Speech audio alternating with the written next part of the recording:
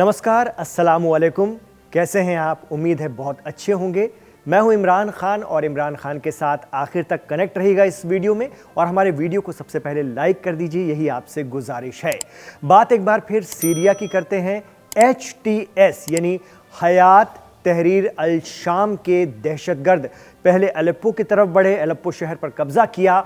उसके बाद खबर आ रही है कि हमा शहर पर भी उनका कब्जा हो गया, लेकिन कुछ मीडिया रिपोर्ट्स इसको नकार रही हैं कि अभी हमा पर इन दहशतगर्दों का कब्जा नहीं हुआ है। और उसके बाद कहा जा रहा है कि ये दमिश्क की तरफ बढ़ रहे हैं या बढ़ेंगे।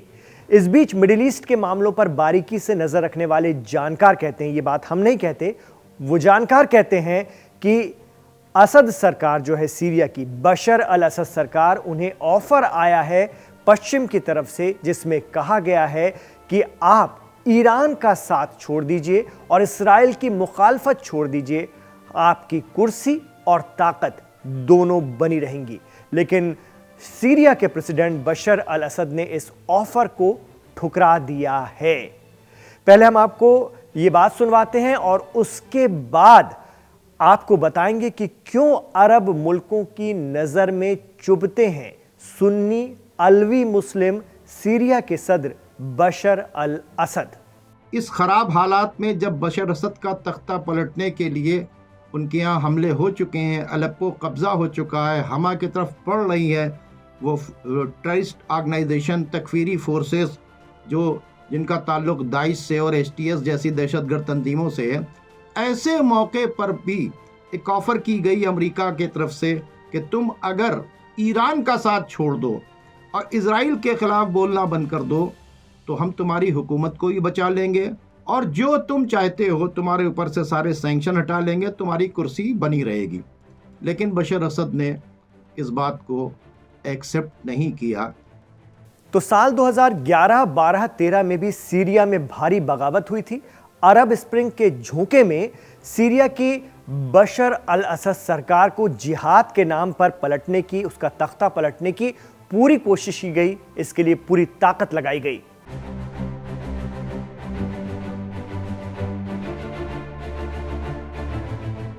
उन भयंकर हालात में भी सीरिया के सदर असद दीगर अरब रहनुमाओं की तरह मुल्क छोड़कर भागे नहीं, बल्कि ISIS, अल-कायदा और उसके साथ कई आतंकवादी संगठनों के इत्तेहाद से मुकाबला किया।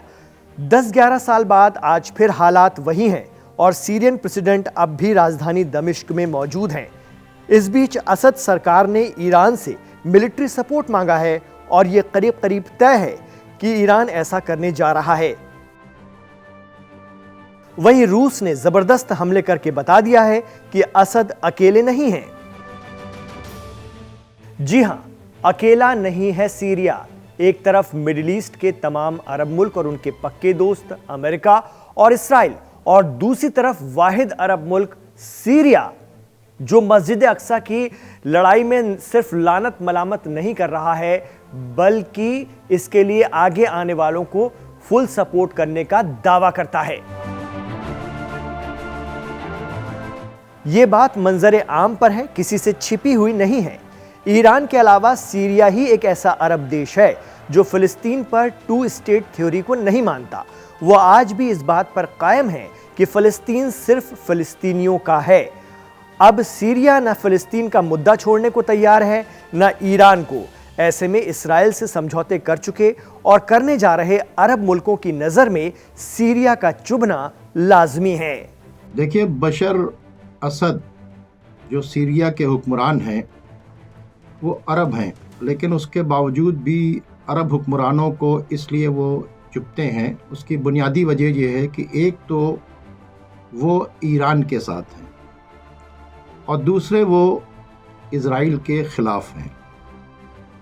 इतना ही नहीं, और सुनिए, जब ट्रंप ने अपने पिछले दौर में, पिछले कार्यकाल में अरब मुल्कों के साथ इस्राइल का समझौता कराया, अब्राहम समझौता कराया, उस वक्त तमाम दबाव के बावजूद भी इस समझौते में बशर अल असद नहीं आए, वो नहीं झुके।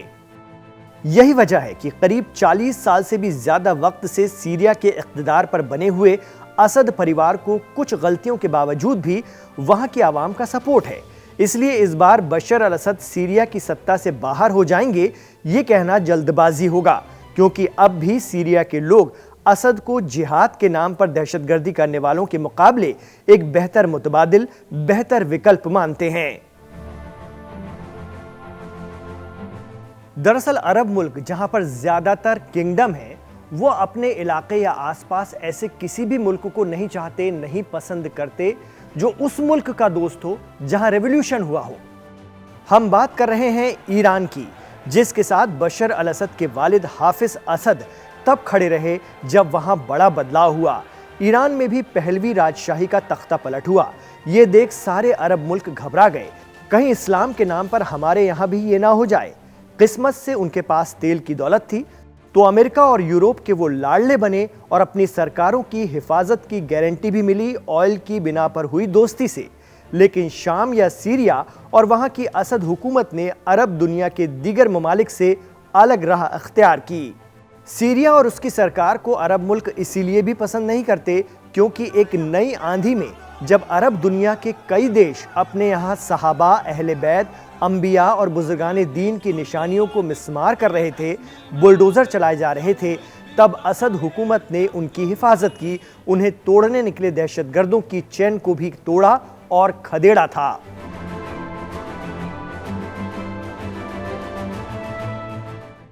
कहा जा रहा है कि अरब मुल्कों की आवाम में एक बात की चर्चा और चल रही है कि जब तुर्की के सपोर्ट से सीरिया को फतह करने निकले कथित विद्रोही, जिन्हें दहशतगर्द भी कहा जा रहा है, उनके पास इतनी ताकत है, पैसा है, हथियार है, तो जब गजा को उनकी जरूरत थी तो वो गजा के लिए क्यों नहीं गए थे लड़ने। रही बात दूरी की, तो सीरिया से लगता इस्राइल का गोलान हाइट्स है, जो एक दौर में सीरिया का ही हिस्सा हुआ करता था।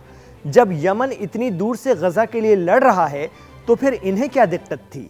जानकार बताते हैं कि सीरिया की मुहिम में इस्राइल का पशे पर्दा सपोर्ट है HTS के दहशतगर्दों को।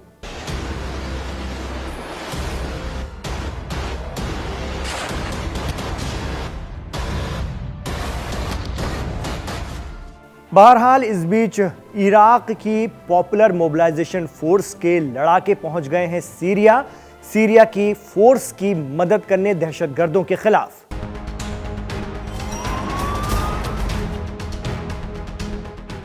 रूस पहले से ही बड़े हमले कर रहा है, साथ ही ईरान से मिलने जा रहे मिलिट्री सपोर्ट को देखते हुए लग नहीं रहा कि दहशतगर्द दमिश्क फतह कर पाएंगे। आपको बता दें कि पॉपुलर मोबिलाइजेशन फ्रंट में इराक के हज़्ज़ुश्शाबी समेत कई वॉलंटियर बेस तंजीमें शामिल हैं, जो ज़रूरत पड़ने पर श्राइन और दीगर मकामात को बचाने आगे आते हैं। तो नाजरीन, दर्शकों, आज का दीन दुनिया शो आपको कैसा लगा, हमें कमेंट करके ज़रूर बताइए। आपसे फिर यही गुजारिश रहेगी कि हमारे वीडियो को लाइक कर दीजिए और इसे ज़्यादा से ज़्यादा शेयर भी कीजिए। हमारे चैनल को भी सब्सक्राइब कर लीजिए। लाइव हिंदुस्तान को सब्सक्राइब ज़रूर कर लीजिए।